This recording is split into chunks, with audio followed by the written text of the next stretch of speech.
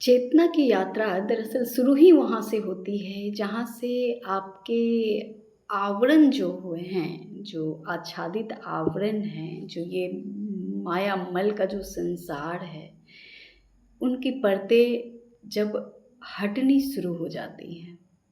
और ये परत जो होती है ना, वो प्याज के छिलके की तरह होती है। आप छीलते जाओ, छीलते जाओ। तो आध्यात्म की यात्रा वो अंत नहीं होती। आपकी कुंडलिनी जागरण हो गई, थर्ड आई ओपन हो गया, अगर आपको वो चीज़ें दिख रही हैं कि सामने में जो दिख रहा है सत्य स्वरूप उसके बिल्कुल भिन्न है, उलट है। जो कानें सुन रही हैं वो बातें मिथ्या हैं, जो वाणी बोली जा रही है वो बिल्कुल असत्य हैं, झूठ हैं। तो चेतना की यात्रा यहीं से स्टार्ट ही होती है। फिर आप इस जग में और उस चैतन्य के संसार में तालमेल बिठाना वहाँ शुरू करना होता है। अब इस तालमेल बिठाने के क्रम में जो तप होती है कि रहना भी है, जहाँ आप हो वहाँ वहाँ तो वो चेतना काम नहीं कर रही है, वहाँ तो रिपीटेड फॉर्म काम कर रहे हैं। जो इस धरती के आवरण हैं, जो देवी है वो तो आच्छादित कर रखी हैं, उनकी माया ने आच्छादित कर रखा है इन पूरे संसार को। तो ये इन दोनों चीज़ों को आप देख रहे होते हो, वो आत्मा देख रही होती है, इन दोनों चीज़ों को देख रही होती है, समझ रही होती है। और वो जो आपके अंदर जो चेतना जो काम कर रही होती हैं वो देवी होती हैं, वो माया नहीं होती हैं। वो स्वयं 10 महाविद्या की अधिष्ठात्री माँ राजराजेश्वरी होती हैं। वो स्वयं को रिवील करती हैं, दिखलाती हैं, बतलाती हैं। अब वहाँ से जब शुरू होती है एक शारीरिक आत्मा की यात्रा जो शरीर में फॉर्म में है, लेकिन इस तालमेल को बिठाने में अब उसके जो जद्दोजहद की यात्रा होती है, यही असली आध्यात्म की यात्रा होती है जो आत्म अध्ययन बतलाती हैं आपको चीज़ों को। वो उन दृष्टिकोण को आपको देती हैं जिस दृष्टिकोण की ओर आपकी कल्पना नहीं जा सकती। तो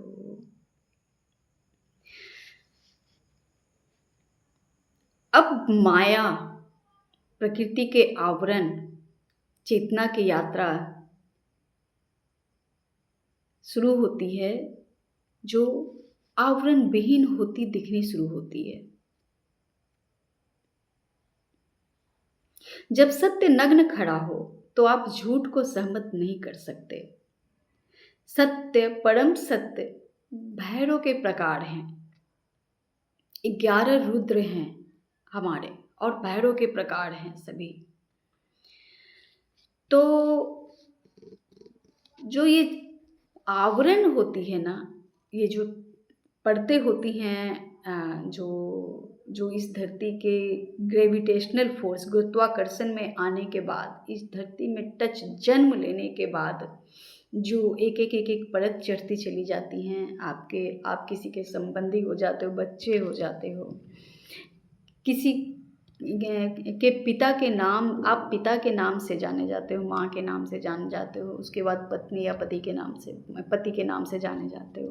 तो ये सारी आवरण जो है ना वो धीरे धीरे हटनी शुरू हो जाती है।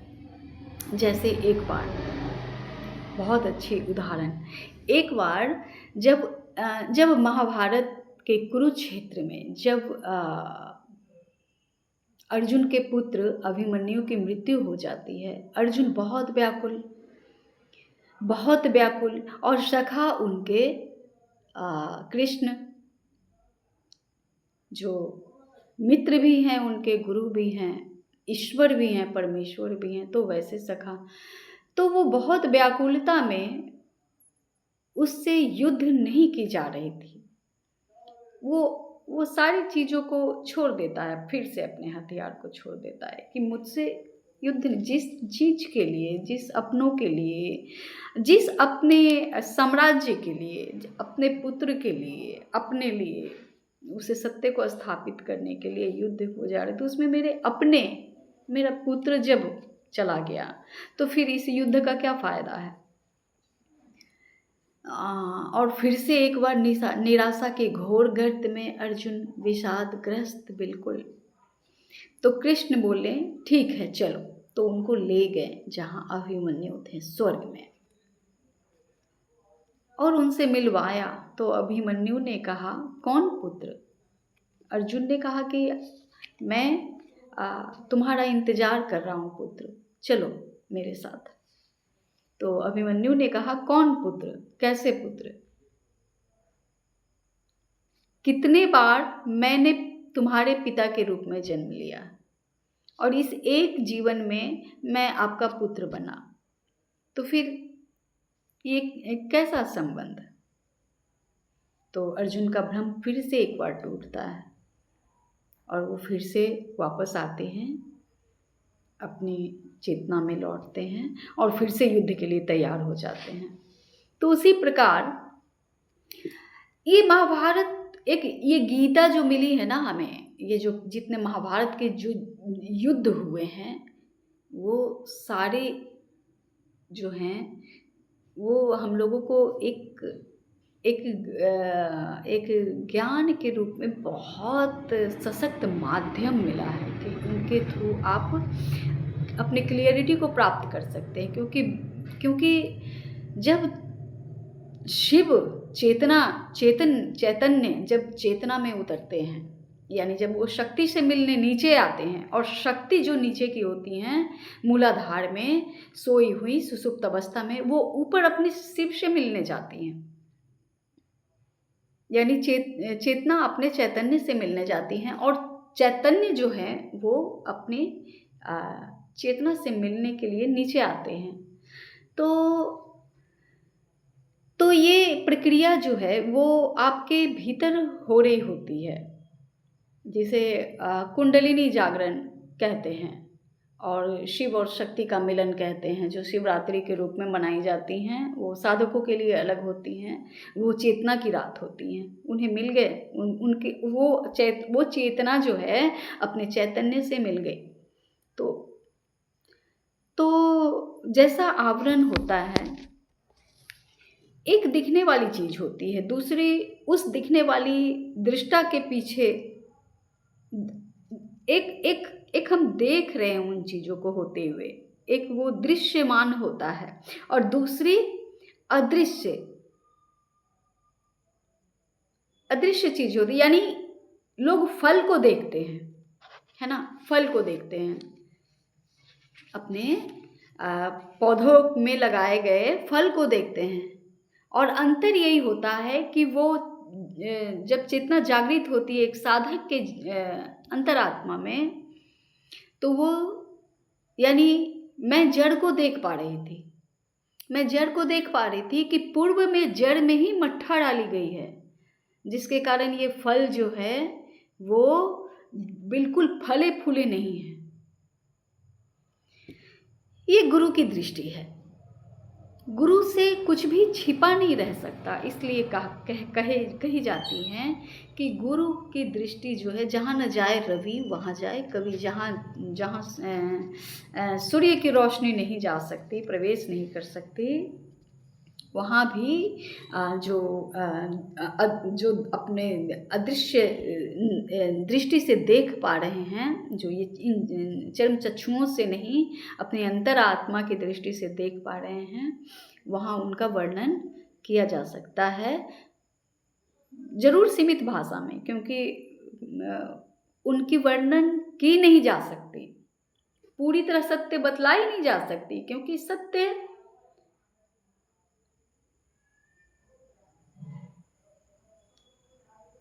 पहली बात तो वो आवरण में है, दूसरी बात वो बिल्कुल नंगा है, कोई आवरण नहीं। जैसे हम में सभी नंगे होते हैं ना, कितनी छोटी छोटी कहावतें बनी हैं हमारे यहाँ, तो उसी तरह सत्य महसूस की जा सकती है, सत्य जी जा सकती है, सत्य बताई नहीं जा सकती, सत्य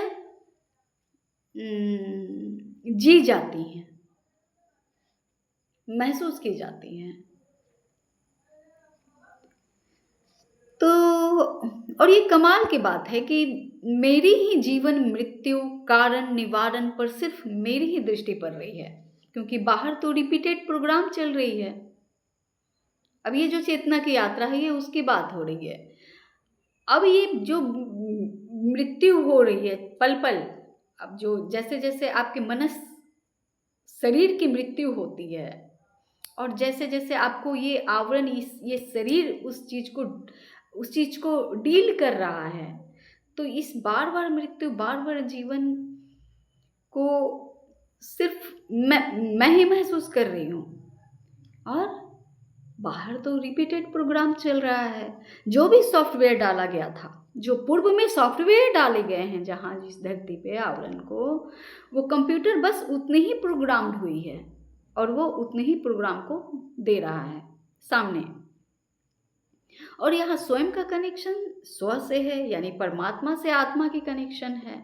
तो आत्मा ऊपर से सब कुछ देख पा रही है, मजे ले रही है, लीला चल रही है, क्योंकि परमात्मा तो इनफाइनाइट है, उसकी तो अंत नहीं है।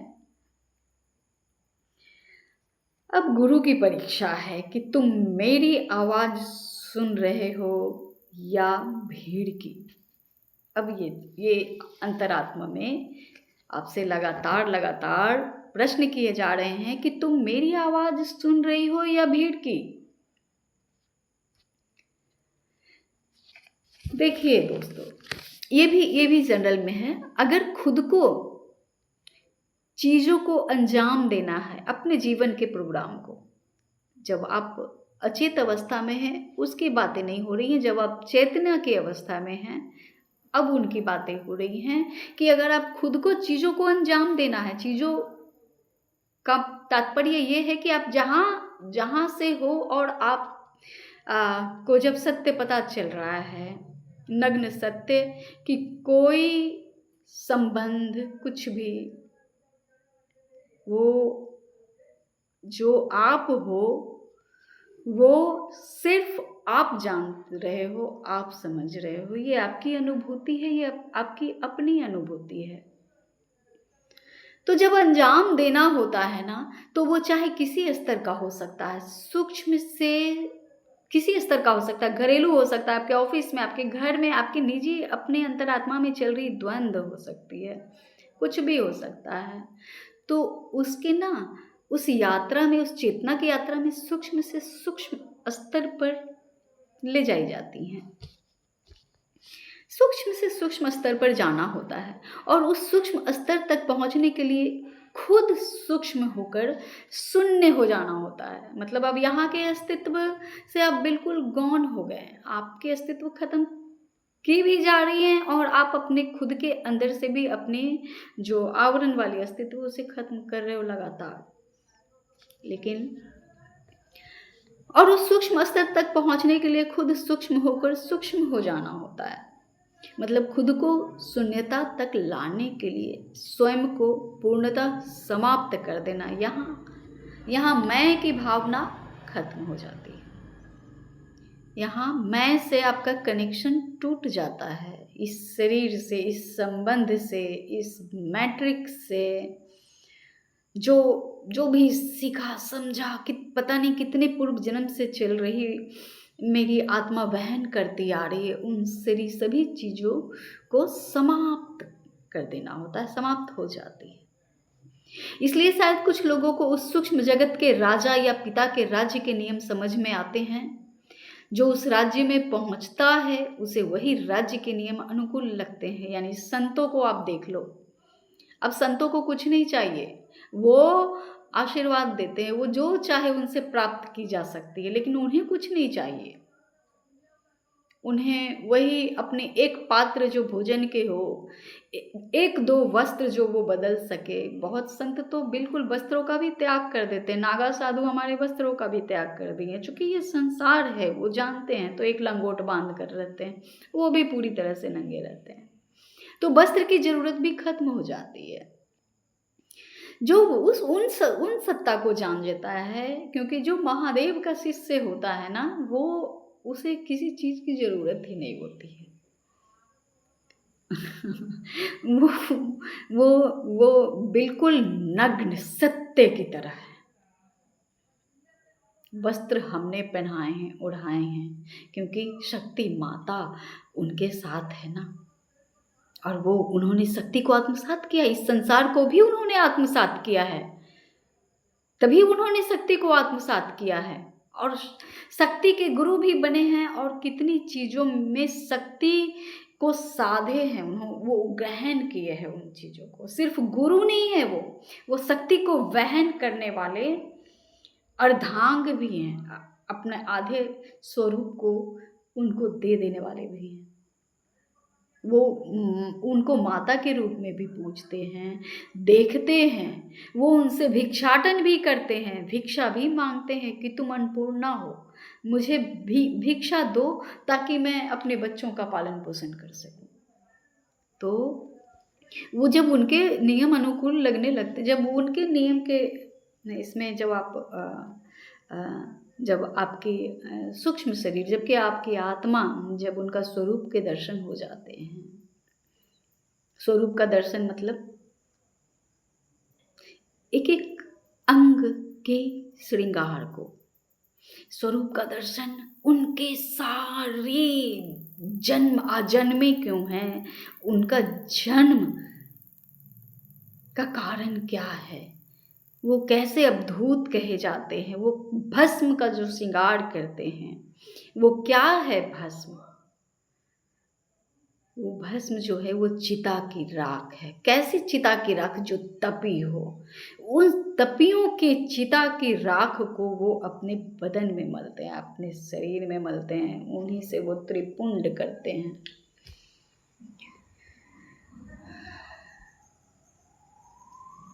तो और जो राज्य में पहुंचता है उसे वही राज्य के नियम अनुकूल लगते हैं। बनस्पत ये यहाँ की राज्य व्यवस्था और यहाँ के राजा प्रजा दोनों अस्तित्व विहीन बेमानी लगने लगते हैं। फिर यहाँ की नियम सत्ता जो है उन्हें बस एक लीला की तरह देखते हैं कि ये वीडियो गेम चल रही है, ये खेल हो रही है, ये ऐसे ऐसे खेला जा रहा है, इसमें एक कानून बने हुए हैं कि आप अगर अटैक करते हो तो आपको मर जाना होता है। ये इस तरह के गेम समझ में आने लगते हैं। और सूक्ष्म राज्य की प्रजा बनने की लालसा प्रबल हो। अब ये आत्मा की चाह है, उस चांद के रोशनी में खुद को विलीन कर देने की। अब ये आत्मा की चाह है कि अब शरीर रहे न रहे, संबंध रहे न रहे, मेरे पास कुछ रहे न रहे, ले लो मुझसे, ले लो, सब कुछ ले लो, मेरा सब कुछ ले लो, लेकिन मुझे खत्म आपकी रोशनी में ही होनी है। अब इतनी इस तरह की जब चाहो तो कई बार अग्नि परीक्षा देनी होती है, क्योंकि आपने एक बार चाह लिया। अब ये परीक्षा महादेव की है। मुझे हंसी आती है इसलिए कि ये महादेव की परीक्षा है दोस्तों, ये मामूली नहीं होंगी। आपसे मांग ली जाएंगी, आप स्वयं को मांग लिए जाओगे। मुझे अब खुद को दे दो, मुझे स्वयं को दे दो। और जब आप स्वयं को दे देते हो तो आपको ये भान नहीं रहता, ये चिंता छोड़नी होती है, सब कुछ छोड़ना होता है कि उसके बाद की यात्रा क्या है। अब देखिए, कोई दैहिक गुरु हैं तो आपको आपके हाथ पकड़कर चला सकते हैं, अपनी वाणी अपने सत्संग के द्वारा उनको ये किए जा सकते हैं। लेकिन गुरु जो सदाशिव हैं, जो शिव हैं, अब वो किस प्रकार में आते हैं? वो आपकी अंतरात्मा में है, तभी आत्मा इतनी प्रबल हो जाती है। और विश्वास, ऐसा विश्वास कि मैं नहीं, मेरे गुरु करवा रहे हैं, मेरे सर्वस्व करवा रहे हैं, मेरे पिता वही, मेरे पति वही, मेरे बंधु वही, मात्र माता वही, सखा वही। अब सब कुछ छूट गया, अब सारे आवरण हट गए हैं, तो अब सब कुछ छूट गया। रिश्ते, नाते, यहाँ तक कि ये शरीर, इस शरीर से संबंध खत्म हो गया। तो कई अग्नि परीक्षा देनी होती है, उसके बाद की यात्रा शुरू होती है। यहाँ हर यात्रा पे आपको ये महसूस मुझे होता था कि ये अंतिम, ये सबसे बड़ी परीक्षा है, ये सबसे बड़ी है। सारे अहंकार को महादेव ने तोड़ दिया कि जितनी बार सोचो कि इससे बड़ी परीक्षा क्या होगी, कि मैंने स्वयं को खत्म कर दिया। अब लीजिए, अब सामने में उससे भी बड़ी परीक्षा है कि स्वयं को खत्म किया तो कितने लेवल पे किया। अर्जुन की सबसे पहली भेंट महादेव से ही हुई थी युद्ध में। पाशुपतास्त्र जो शस्त्र थे, पशुपतास्त्र शस्त्र के बहुत मायने होते हैं। वो एक शस्त्र दिखाई गई है, असल में पशुओं को नाश करने वाली, जो पशु प्रवृत्ति के जो मनुष्य हैं ना, उनको किस शस्त्र और अस्त्र के द्वारा नाश किया जा सकता है। तो सबसे पहले भेंट उनके महादेव से हुई थी गुरु के रूप में। तो कितनी अग्नि परीक्षा देनी होती है, ऐसी परीक्षा जिसे हर परीक्षा पर अंतिम आह प्रतीत हो। हर परीक्षा पे लगे कि अंतिम आह है, और तब तक देनी होती है, तब तक परीक्षा देनी होती है जो आप समूल नष्ट होकर उनकी रोशनी में विलीन नहीं हो जाते हो। ये महादेव हैं, ये महादेव हैं औढ़र दानी।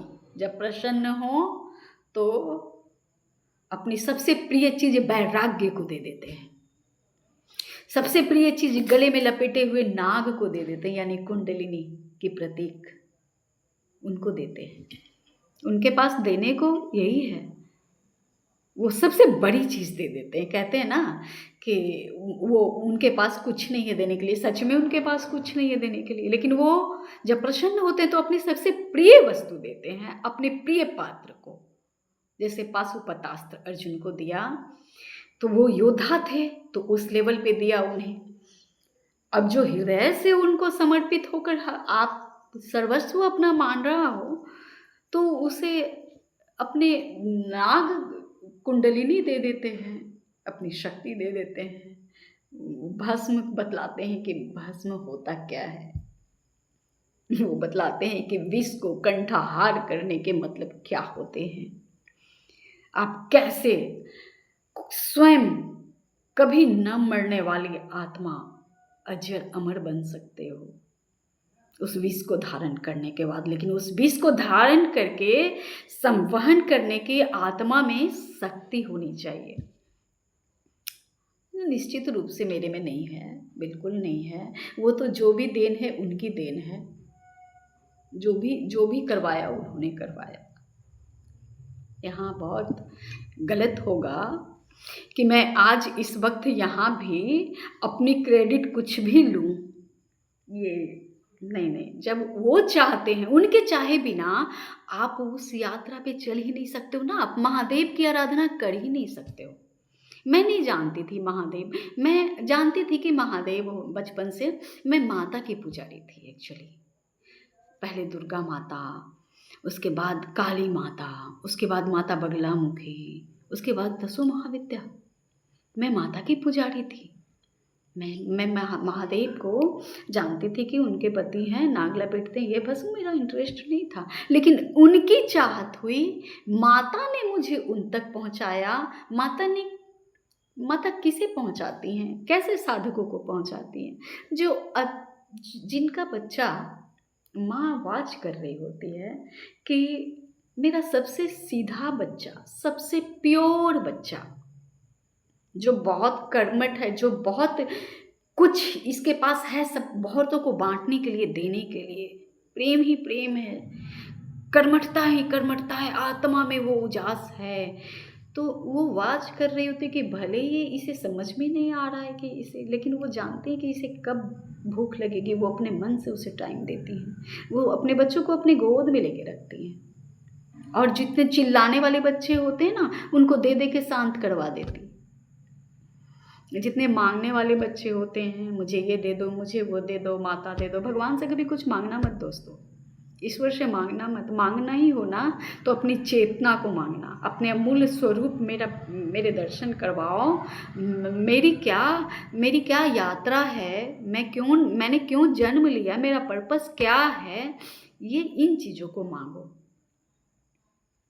इन चीज़ों को मांगना है। मोटर गाड़ी बंगला घर बच्चे पुत्र पुत्री ये सब मत मांगना, मत मांगना। ये तो नियति है, आपके जैसे प्रारब्ध होंगे उस अनुसार आपको मिलेंगे। लेकिन ये माता देकर उलझा देती हैं, और माया उलझा देती है। जानती हैं कि ये ज़्यादा रोने चिल्लाने वाला बच्चा, इसको पहले शांत करवाओ, और वो अपने शांत वाले बच्चे को गोद में ली रहती है, या दृष्टि रहती है उनकी कि वो वहाँ बैठा है। तो ऐसी परीक्षा जिसे हर परीक्षा पर अंतिम आह प्रतीत हो, चूँकि आप आवेदन दे चुके होते हो, अस्तित्व समेत ये परीक्षा आपकी तब तक जारी रहेगी जब तक आप सूक्ष्म से सूक्ष्मतर होकर अदृश्य न हो जाओ।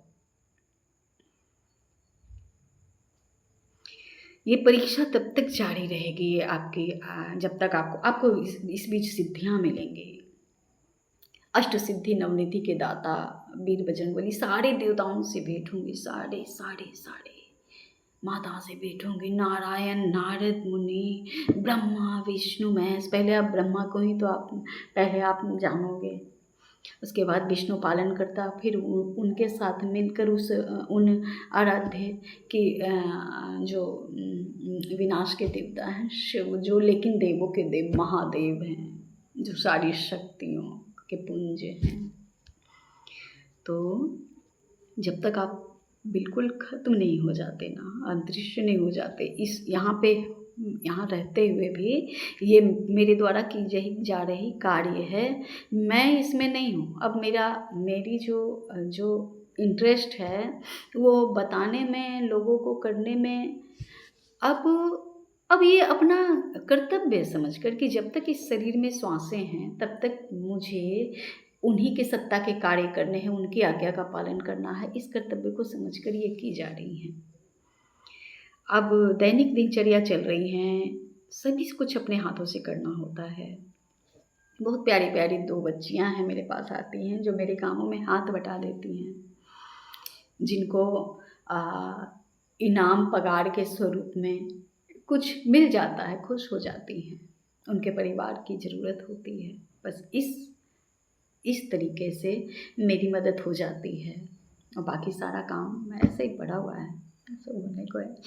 तो और ये जो कार्य हो रहे हैं वो ईश्वरीय आदेश के कार्य हो रहे हैं, और किसी चीज़ में यहाँ पे सिर्फ दृष्टा बनकर देखती चली जा रही हूँ। कोई दुखी हैं तो सुखी हैं, वो सारी चीज़ें दिखती हैं, ट्रांसपेरेंट दिखती हैं कि अगर कोई दुखी है या इस मन स्थिति से जूझ रहा है तो उसके कारण क्या है, सभी कुछ। लेकिन फ़ायदा नहीं है, कोई फ़ायदा नहीं है बतलाने से, क्योंकि वो बाहर नहीं आएंगे। वो खुद चाहेंगे तभी आएंगे। जब तक उनमें चाह नहीं जगेगी ना कि अब मन भर गया खेल के संसार से, अब मैंने बहुत पैसे कमा लिए, अब मैंने बहुत गरीबी भी झेल ली, मैंने संबंध किया, मैंने संबंध बनाए, मैंने बहुत काम का आनंद लिया, काम ऊर्जा का सेक्स किया बहुत। ये बात तो सही है कि जिनके जीवन में उन्होंने जो यहाँ के जितने भी जीवन है वहाँ को भोग लिया होता है ना, फिर उनके पास करने की चीज़ कुछ होती नहीं। तो लेकिन खोज उनकी जारी रहती है कि वो संतुष्टि क्यों नहीं मिल रही, वो आत्म तृप्ति क्यों नहीं मिल रही मुझे, क्यों एक श्वास में मुझे निश्चिंतता परमानेंट नहीं है, आह नहीं निकल रही, अब ये परमानेंट हो जाएगी इस तरह की अवस्था। जैसे आप बहुत भीषण गर्मी में आते हो, पंखे के नीचे बैठ जाते हो, कूलर में, एसी में, तो आपको कितनी आराम मिलता है, लेकिन ये थोड़ी देर के लिए होती है। आप उसको एंजॉय नहीं कर सकते, बस उसमें सो जाते हो।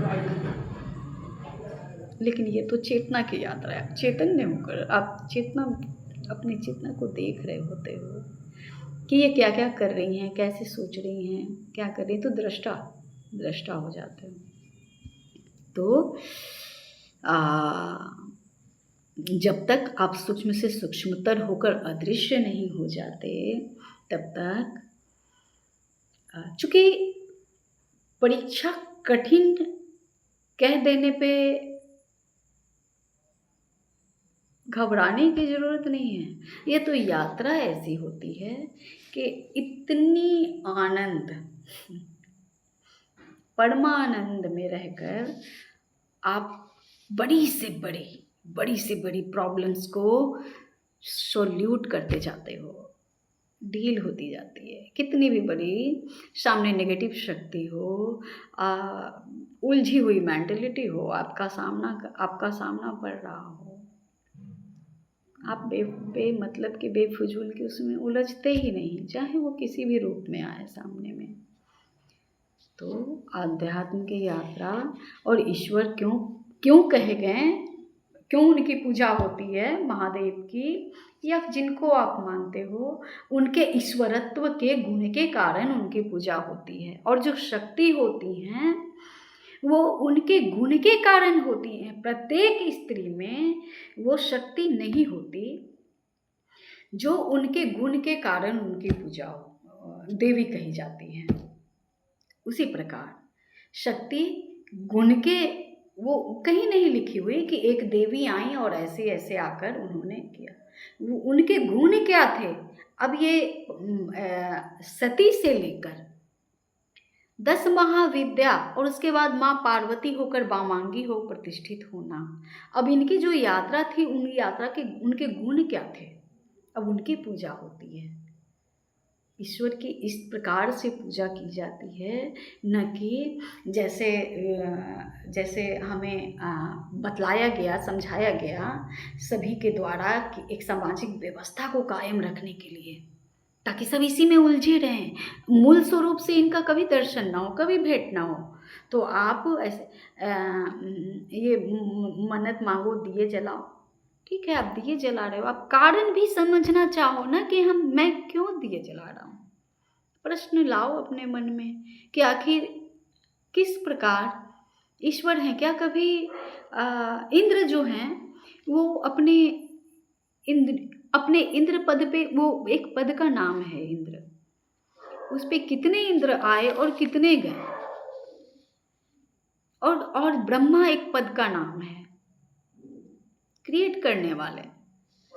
तो ये जो क्रिएशन होती है वो ब्रह्मा करते हैं क्रिएशन। और इंद्र यानी हमारी इंद्रियों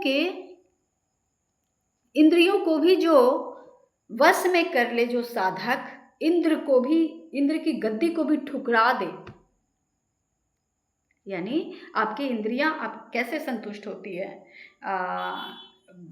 बहुत सारे सुख सुविधा के साधन हो हमारे आसपास, बहुत खूबसूरत वस्त्र पहना हो, आप बहुत सारे धन कमाकर दूसरे को सामने वाले को उसकी औकात याद दिलाकर, इन सभी चीज़ों से इंद्र बहुत खुश होते हैं, क्योंकि उनके इंद्रियों को तृप्ति मिलती है, संतुष्टि मिलती है। लेकिन साधक जो होते हैं उस गद्दी को छोड़ देते हैं, स्वर्ग को छोड़ देते हैं। स्वर्ग के देवता राजा इंद्र उस गद्दियों को भी ठोकर मार देते हैं।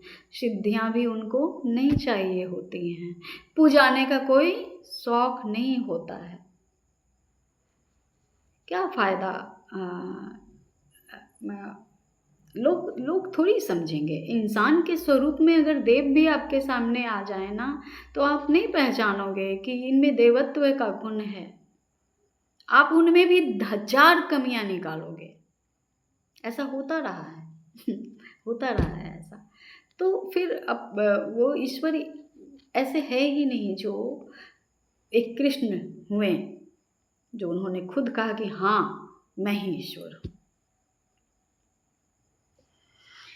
तो बस अभी समझने में थोड़ी देर लगती है, वहाँ की भाषा और इशारे को समझने के प्रयास में हूँ। ये लिखी हुई है 2021 की, तीसरा महीना 23 तारीख, दिन मंगलवार को ये लिखी हुई है।